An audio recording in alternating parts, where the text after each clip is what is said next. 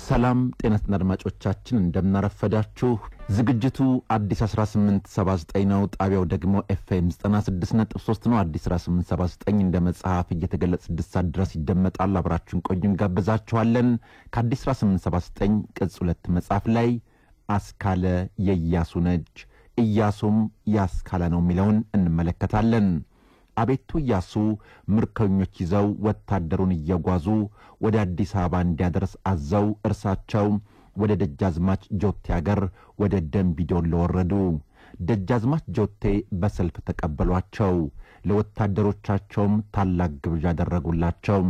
አቤቱ ኢያሱ ጉዟቸው እስከ ጋምቤላ ድረስ ያለውን አገር ለመጎብኘት ቢሆንም በረሃው ክፉ ነው ብለው ደጃዝማች ጆቴ ያስቀሯቸው።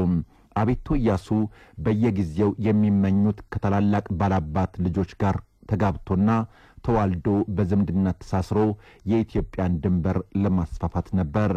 በዚህም መሰረት ደጃዝማች ጆቴ ዘንድ ተቀምጠው ሳለ የደጃዝማች ጆቴ ልጅ ወይዘሮ አስካለን ድንገት ተመለከቷቸው።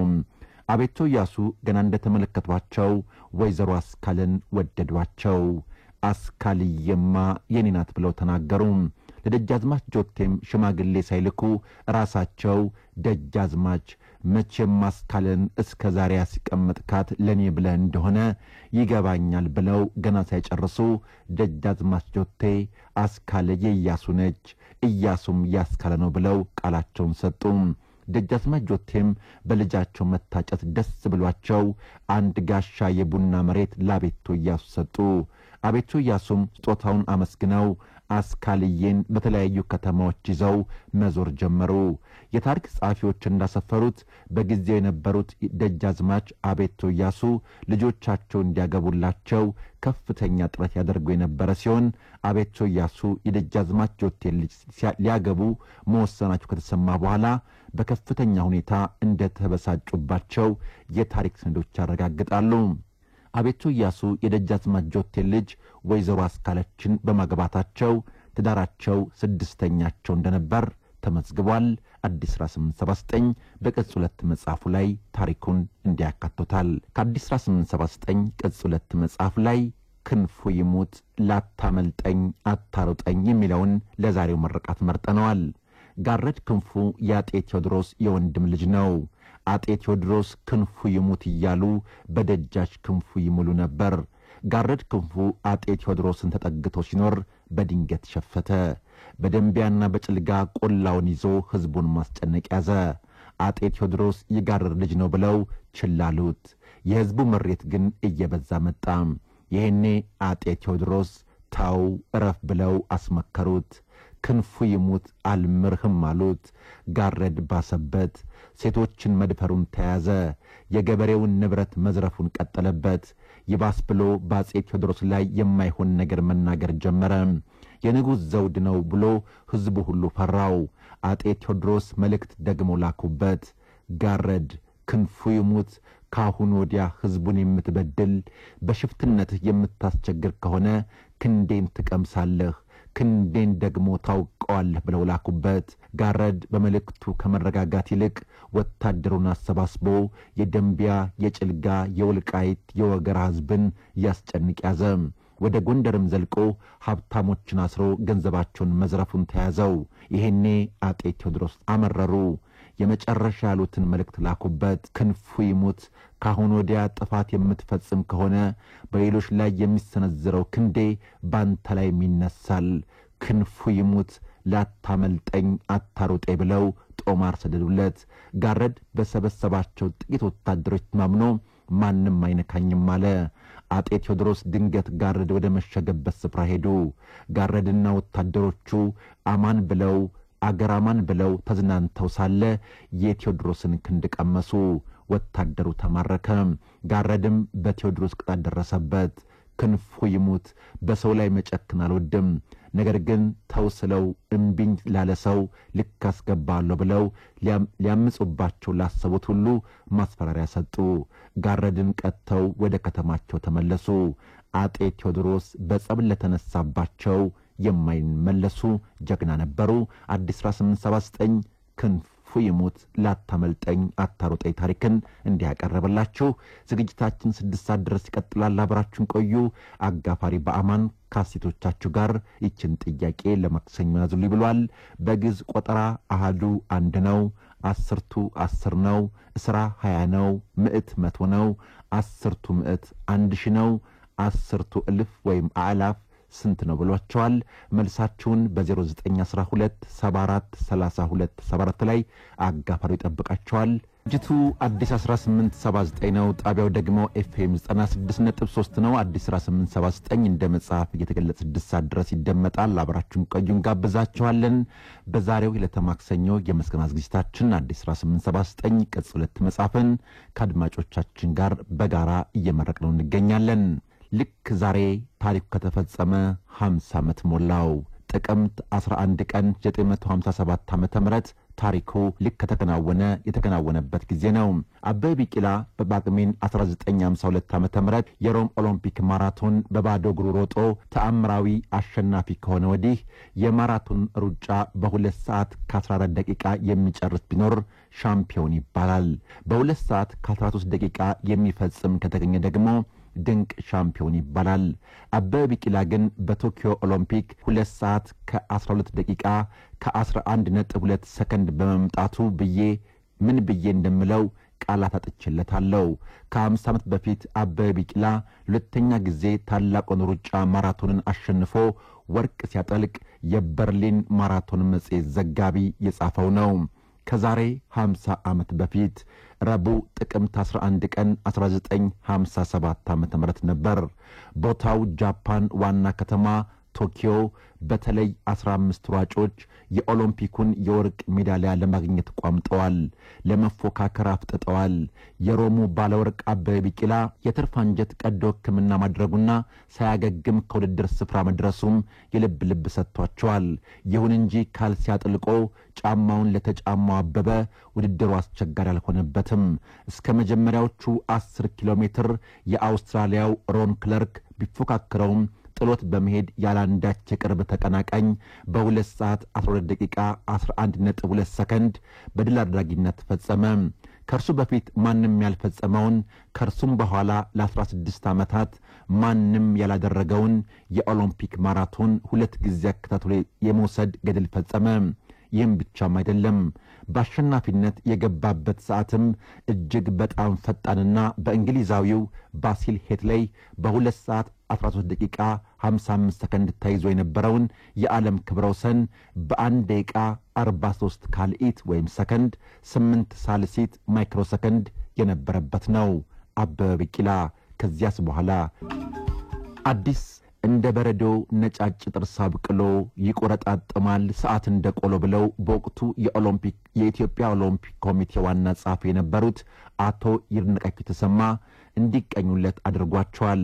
አበበ በቶኪዮ ማራቶን ከመወዳደሩ 36 ቀናት በፊት ረቡዕ መስከረም 6 ቀን 1957 ዓመተ ምህረት ቀዶ ሕክምና አድርጎ ስለነበር እንኳን ሊያሸንፍ ውድድሩን ይፈጽማል ብሎ ያሰበ አንድም ሰው አልነበረም። 70 ሺህ የሚሆነው የቶኪዮ ስታዲየም ተመልካች ማን ያሸንፍ ይሆን እያለ ውድድሩን በጉጉት ሲጠባበቅ ማሸነፍን ምሱ ያደረገው ሸንቃጣው አበበ የ30 ደቂቃ የሰውነት ማሟሟቂያ አድርጎ ከመናፈሻ እንደወጣ ሯጭ እየተዝናና ከስቴዲየም ሲደርስ ተመልካቹ አይኑን ማመናቅቶት ነበር። ከዚያም ውድድሩን አጠናቆ ወዲያውኑ እንደ ጠዋት የ5 ደቂቃ የአካል ብቃት እንቅስቃሴ መስራት ሲጀምር ተመልካቹ መጀመሪያ ፈገግ አለ። ከዚያም በመገረም ዘግየት ብሎ አድናቆቱን በከፍተኛ ጭብጨባ ገለጸለት ይላል ገድሉን የዘገበው የባህር ማዶ መጽሔት። ዴቪድ በኦሎምፒክ ድርሳኑ እንደጻፈው አበበ አካሉን ሲያፍታታ ላየው አዝናለው፣ ማራቶን አጭር ሆኖብኛል ያላስመስሎበታል። እንዲያውም ለጋዜጠኞች በዚያን ጊዜ በሰጠው ምላሽ ሌላ 10 ኪሎ ሜትር የሚያስሮጠኝ ኃይል አለኝ ነበር ያላቸው። በሜዳሊያ ሽልማት ስነ ስርዓቱም አንድ ያልተጠበቀ ከዚያም በፊት ያልታየ ሌላ አስደናቂ ነገር ተከሰተ። አበበ ቢቂላ በሮም እንዲሁም በቶኪዮ በኋላ ማሞ ወልዴ በሜክሲኮ ማራቶንን ሲያሸንፉ የተዘመረላቸው ኢትዮጵያ ሆይ ደስ ይበልሽ በአምላክሽ ኃይል በንጉሥሽ የሚለውን የኢትዮጵያ መዝሙር የጃፓን ባለስልጣኖችም ሆኑ የሙዚቃ ባንዱ አያውቁትም ነበር። እናም ዘየዱ። የማርሽ ባንዱ አጋጣሚውን ተጠቀመ። የጃፓን ሕዝብ መዝሙር ለኢትዮጵያ ድል ማብሰር ያደረገው። ሕዝቡም ፈነደቀ።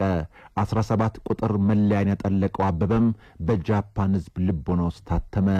አቶ ይድነቃቸው ተሰማ ከአራት አስርት ዓመታት በፊት እንዳሉት አበበ በድጋሚ ማሸነፉ በጃፓን ሕዝብ ለዘላለም የማይረሳ ትዝታ ትቷል። ዛሬም በጃፓን እንደ ጣዖት ያመልኩታል። ማራቶን በጃፓን ውስጥ እንዲህ ተወዳጅ ሊሆን የቻለው ከአበበ ቢቂላ ድል በኋላ ነው። አሁንም ይሄው መንፈስ ቀጥሏል። ጃፓናውያን ለአበበ ክብር በቀያቸው ሐውልት አቁመውለታል።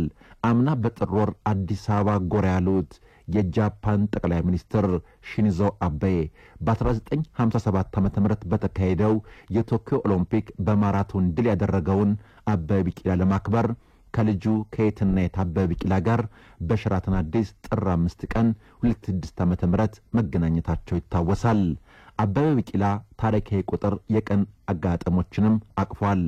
አበበ በሮም ኦሎምፒክ ጳጉሜ 5 ቀን 1952 ዓ.ም ያጠለቀውን 11 ቁጥር መለያ በቶኪዮ ኦሎምፒክ ጥቅምት 11 ቀን 1957 ዓ.ም በ17 ቁጥር ቢለውጠውም የሮጠበት ቀን 11ኛ ጥቅምት ነበር። የተርፍ አንጀት ቀዶ ሕክምናውን ረቡዕ መስከረም 6 ቀን 1957 ዓ.ም ሲያደርግ የቶኪዮ ድሉን ያጣጣመው ረቡዕ ጥቅምት 11 ቀን ነበር። ታሪኩ ከተፈጸመ ልክ ዛሬ 50 ዓመቱ አዲስ 1879 ታሪኩን እንዲያቀረበው ዛሬ አዲስ 1879 ቅጽ 2 መጽሐፍን በነፋሰ ድምጽ በጋራ እንመርቀዋለን። እየመረቅንም የመጽሐፉን ይዘት በገደምዳሜ እንመለከታለን። ተመልክተንም አዲስ 1879 ቅጽ 2 መጽሐፍ 20 ተማሪዎች በደስታ ትምህርታቸው እንዲከታተሉ የመማሪያ ደብተሮች፣ የደንብ ልብሶች፣ ቦርሳዎች መግዣ አድርጓል። በዚህ መልኩም ይቀጥላል። መጽሐፉን የገዛችሁ በሙሉ ይህን ሐሳባችንን ደግፋችኋልና ባወጣችሁበት ልክ አግኙ ብሏል አጋፋሪው። የአጋፋሪው መልእክት እንዲያቀርበናል።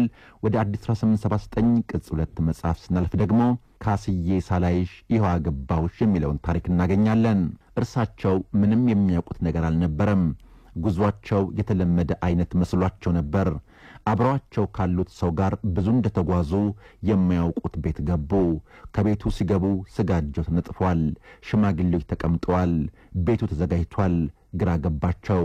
ለራሳቸው ምንድነው እየሆነ ያለው ሲሉ ጠየቁ። መልሱን ግን አላገኙም። ገብተው ቁጭ እንዳሉ ሁሉም ሰው እርሳቸውን ማየት ጀመረ። ወደዚያ ቤት የወሰዳቸውን ሰው እየሆነ ስላለው ነገር እንዲነግሯቸው ጠየቋቸው። መልስ ግን አልሰጧቸውም። በቤት ውስጥ ያለው እንቅስቃሴ አላምራላቸው። ተነስተው ለመውጣት ፈለጉ። ነገር ግን እነዚያን የተከበሩ የሀገር ሽማግሌዎች ረግጦ መውጣት የሚያስከትለውን ችግር ስለሚያውቁ ቁጭ አሉ። ከብዙ ቆይታ በኋላ አንደኛው ሽማግሌ ከተቀመጡበት ተነሱ። ይህ የዛሬው ቀን በሁላችንም የደስታ ቀን ነው ማለት ከኪሳቸው ወረቀት አውጥተው ማንበብ ጀመሩ። እኔ አቶ ደስታ ወልደ ሥላሴ ልጄን ካሳይ ደስታን ለተክለ ጻዲቅ መኩሪያ ሰጥቻለሁ። መልካም የትዳር ዘመን እንዲሆን እመኛለሁ ሲሉ ተናገሩ። አንጋፋ የታሪክ ተመራማሪ የነበሩት ተክለ ጻዲቅ መኩሪያ ደነገጡ። እየሆነ ያለው ነገር ህልም መሰላቸው። ወዲያውም ሽማግሌዎቹ ቆመው አነስተኛ መለማመኛ ነገር ዘርግተው ጣል ጣል አድርጉባት ተባለ። ሁሉ ነገር ተዋጣ። ገበታው ቀረበ። ጠላው፣ ጠጁ፣ ሁሉም ቤቱን አደመቀው። ይህ ሁሉ ሲሆን ተክለ ጻዲቅ መኩሪያ የሚያገቧትን ሴት ቀይ ትሁን ጥቁር አያውቋትም። አጭር ትሁን ረጅም ካሳዬን ካሳነሽን ባይናቸው ስላልተመለከቷት እንዴት እንዲህ ይሆናል ብለው ለመጠየቅ ፈለቁ። ድፍረቱን ግን አጡ። ለማንኛውም በድንገት የዳራችሁልኝን ካሳዬን አሳዩኝ ለማለት ቢፈልጉም አቅሙን አጡ። ሽማግሌዎቹ በአንድ ገበታ ቀርበው እየተጫወቱ ሲበሉ ተክለ ጻዲቅ መኩሪያ ግን ለብቻቸው መመገብ ጀመሩ። ምግቡ አልበላላቸው። እየሆነ ያለው ነገር ሊገባቸው አልቻለም። በመጨረሻ ሊገባቸው ያልቻለው ነገር እውነት ሆነ። ካሳዬንም ለመመልከት በቁ። ሚስታቸውም ሆነች። ኑሮንም መኖር ጀመሩ። የታሪክ ጸሐፊው ተክለ ጻዲቅ መኩሪያ ከ12 በላይ የታሪክ መጻሕፍትን የጻፉ በየካቲት 12 ቀን 1929 ዓ.ም በአዲስ አበባ ከተደረገው ጭፍጨፋ በተአምር ተርፈው ታሪክ ሰርተው ታሪክ ያኖሩ ኢትዮጵያዊ ነበሩ። አዲስ 1879 በቅጽ 2 መጽሐፉ ላይ አስፍሯቸዋል። አዲስ 1879 በቅጽ 2 መጽሐፉ ላይ አባይ የኢትዮጵያ ሲሳይ አለው ብዙ ነው ይላል። ንጉሠ ነገሥት ይኩኖ አምላክ በ1270 ዓመተ ምህረት ነግሰው በዙፋን ላይ እንደተቀመጡ የይፋትን ሱልጣን አሸነፉ። ይኩኖ አምላክ ይህን በማድረጋቸው ታላቅ ደስታ ተሰማቸው። ይህን ደስታቸውን ለግብጽ መንግስት ልከው አዲስ ጳጳስ እንዲላክ አዘዙ። በጊዜው በኢትዮጵያ ጳጳሳት የሚመጡት ከግብጽ ስለነበር ግብጽ አላደርገውም አለች። በዚህ የተነሳ ያልታቀቡት ንጉሠ ነገሥት አቋም ተናጋ። ንጉሠ ነገሥት ይኩኖ አምላክን ተከትሎ የመጡት ንጉሠ ነገሥት አምደ ጽዮን በግብጽ የስልጣን ግዛቶች ላይም እሳቸውም እርምጃ ወሰዱ። ከእርምጃው በኋላ ለግብጽ ያደረጉትን ጠቅሰው ጳጳስ ይላክልኛሉ። ግብጽ ንጉሠ ነገሥት አምደ ጽዮንም የማይሆን ነው አለች። ይሄኔ ንጉሠ ነገሥት አምደ ጽዮን በ1321 ዓመተ ምህረት ለግብጽ ደብዳቤ ጻፉ። እስካሁን ድረስ በትዕግስት በታላቅ አክብሮት ተከባብረን ነበር። ከቅርብ ጊዜያት ወዲህ የተፈጠረው ነገር ግን መልካም አይደለምና እኛም ይህን መልእክት ልከናል። ይህን ስንል ግን የቀደመ ተግባራችንን ዘንግተን ወይም ረስተን አይደለም። ለግብፃውያን ትልቅ መሰረት የሆነው የአባይ ወንዝ መነሻው ከኛው ነው። ስለሆነም በቀደመ ተግባራችን ጳጳስ የማትልኩ ከሆነ እኛ የምንለው ሁሉ ስሙን የማትሉን ከሆነ የአባይን መስመር አቅጣጫ ማስለወጥ በሌላ ቦታ እንዲሄድ የማድረግ መሆኑን እንድታውቁልኝ እፈልጋለሁ ማለት ወደ ግብፁ ማምሉክ አልናስር ላኩ። የግብፁ አልናስር ደነገጡ። ንጉሠ ነገሥት አምደ ጽዮን እንደቀደሙት ነገሥታት ፈርተው ዝም የሚል መስሏቸው ነበር። ድፍረታቸውን ቢያደንቁም ምንም አያመጡም በማለት ዝምታን መረጡ። ንጉሠ ነገሥት አምደ ጽዮን ሕዝባቸውን ጠሩ። ወገን ያሉ አባይን የኛው ለማድረግ መነሳት አለብን። ስለሆነም በአባይ ዙሪያ እንሰባሰብ ሲሉ አረጋገጡ። ሕዝቡም የንጉሡን ጥሪ በመከተል አባይ አለን ካንተ ጉዳይ በማለት ተነሳ። የግብፁ አልናስር የንጉሠ ነገሥት ጥሪ ያስተነገጣቸው። ወዲያውኑ ወደ ንጉሠ ነገሥቱ አምደ ጽዮን መልእክት ላኩ። ወዳጃችን አምደ ጽዮን ሆይ ድሮም ፍቅር ነበርን፣ አሁንም በፍቅራችን እንቀጥላለን። እንደ ቀድሞ ሁሉ ጳጳስ ልከናል፣ አብሮነታችንም ይቀጥላል አሉ። የአባይ ጉዳይ እንዲህ የተነሳ ብዙ ያነጋገረ እነሆ በሁለተኛው እልፍ ዓመት ኢትዮጵያውያን አባይ ላይ ታላቁን የኢትዮጵያ የህዳሴ ግድብ በአባቶቻችን ለመሰረት ገቢር አደረግነው። ንጉሠ ነገሥት አምደ ጽዮን እንዳሉት አባይ የኢትዮጵያውያን በረከት ነው። ለብዙ ዘመናት ከዚህ በረከት በብዛት ሲወስዱ የነበሩት ግብፃውያን ነበሩ። አሁን ግን የአባይ በረከት ለሁሉም ይሆናል። የህዳሴውን ግድብ ኢትዮጵያውያን ይገነቡታል፣ አፍሪካውያን ይኮሩበታል። አባይ የኢትዮጵያ ሲሳይ አለው ብዙ ነው ብሏል አዲስ 1879። በዛሬው ዕለት መነበብ ያለበት መጽሐፍ አዲስ 1879 ቅጽ 2 መጽሐፍ ነው። መጽሐፍ ሲሆን ከዕለቱ ቢሰማ ደግሞ መልካም የሚሆነው። በርካታ አድማጮቻችን አስተያየት ሰጥታችኋል፣ ከልብ እናመሰግናችኋለን።